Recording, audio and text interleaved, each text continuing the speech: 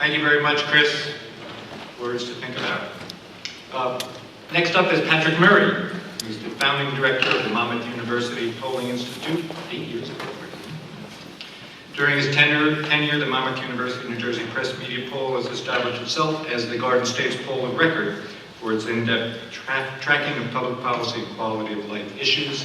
In 2010, Politicker NJ named Mr. Murray Pollster of the Year and also placed him high on the New Jersey Power List of the 100 most politically influential people in the state. He's a frequent guest on state and regional TV and radio, CNN, ABC's Good Morning America. I think he's most proud, though, of his recent almost nailing to the decimal point the U.S. Senate race, which was very challenging for pollsters.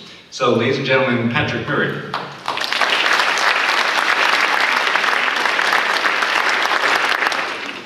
Thank you. I'm actually most proud of some of the stuff that I'm going to talk about today, which is the work that we've been doing on Sandy.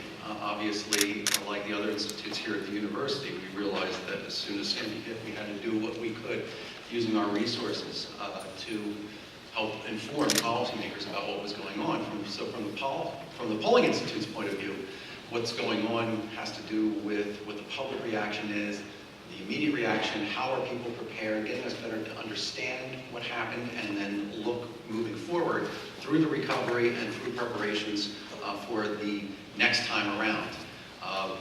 We've done this through a variety of resources, partnership with the Jersey Shore Partnership, with some funding from the New Jersey Recovery Fund.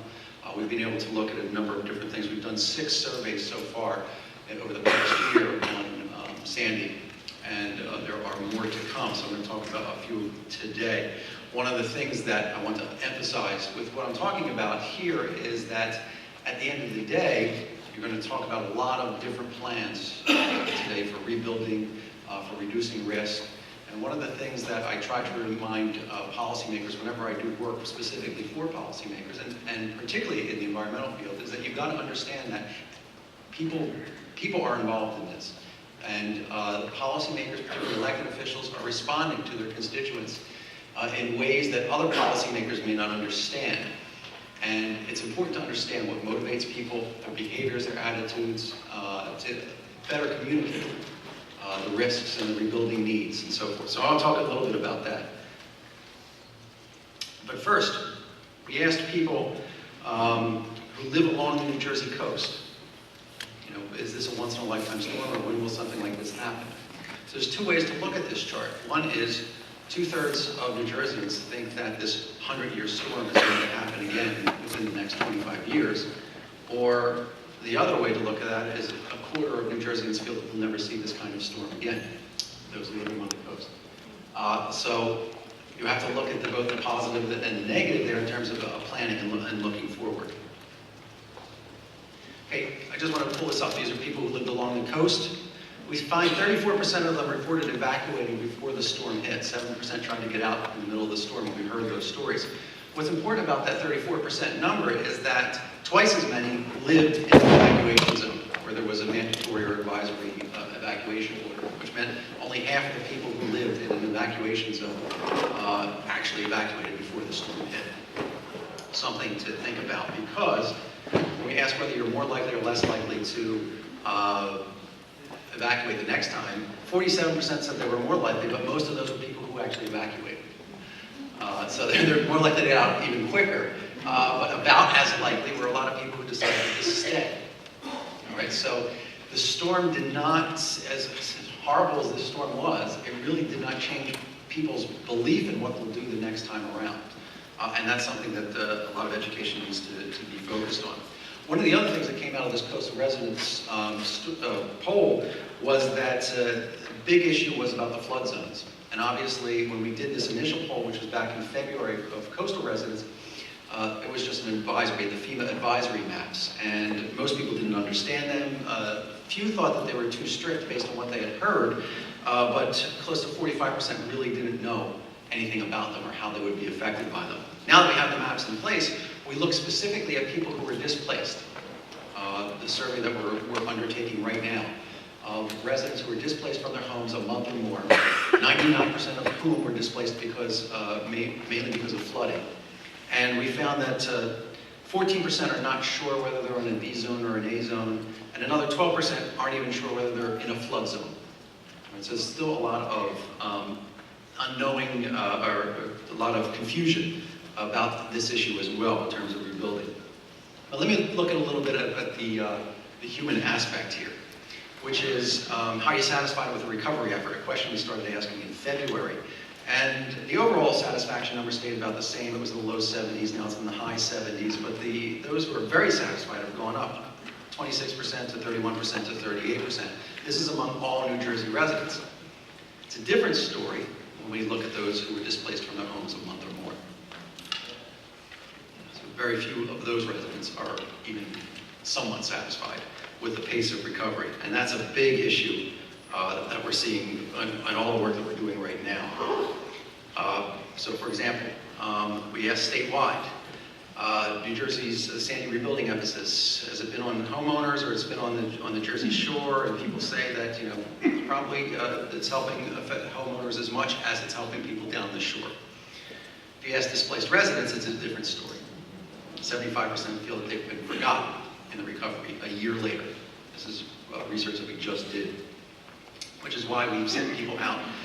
This is one of our students, Preti Mirta, who have been fanning out across the state from Little Ferry to Little Egg Harbor to talk to people who've been displaced from the storm and to get them to participate in a tracking study that we're doing starting this fall when we're going through the year to find out how they're going to be doing over the next year and how quickly it is that they recover. One of the things that we found when we asked them is, what were your needs right after the storm? And you can see there's a range of needs that they expressed when they were displaced from their homes.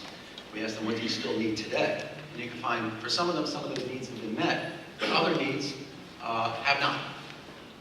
They're at the same level as they were a year ago.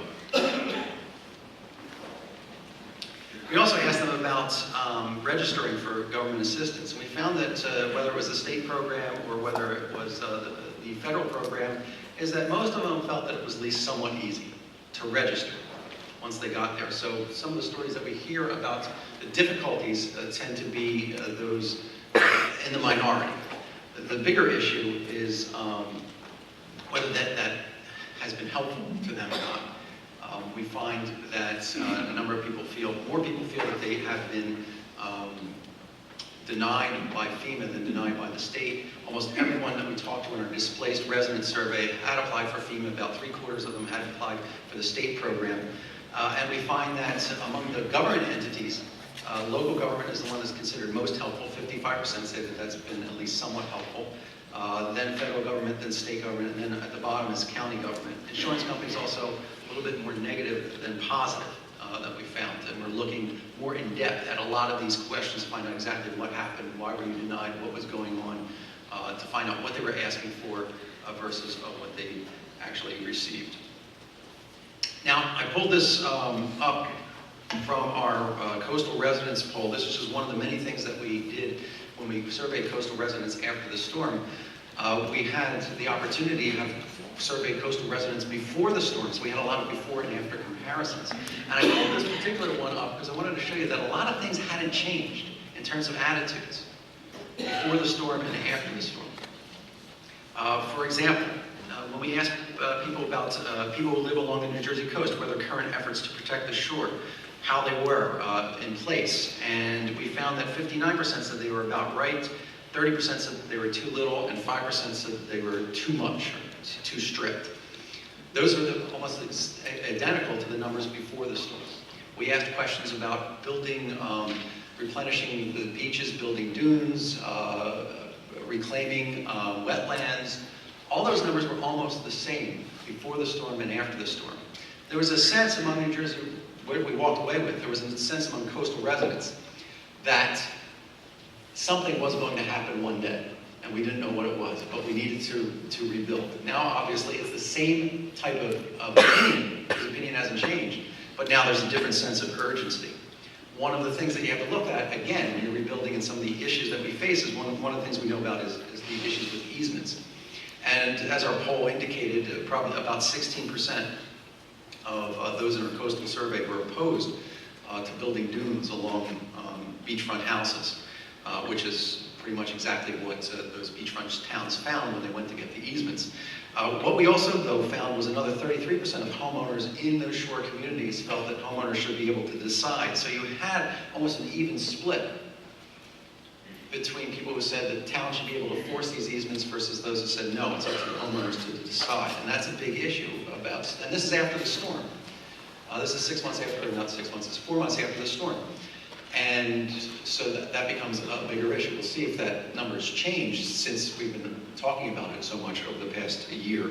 But these are some of the things that you have to look at and understand as you move forward and think about the rebuilding process and the way that it affects residents and how residents need to get on board with some of these plans that you're going to be talking about today. I encourage you, if you're interested in any of our Sandy research, if you go to our website, monmouth.edu/polling, go to our reports page and look for any, you just do a text search on the page and look for any report that has Sandy in the title there. And you can get a whole range of public opinion and behaviors and attitudes on Sandy as we look forward to the second year of rebuilding. Thank you.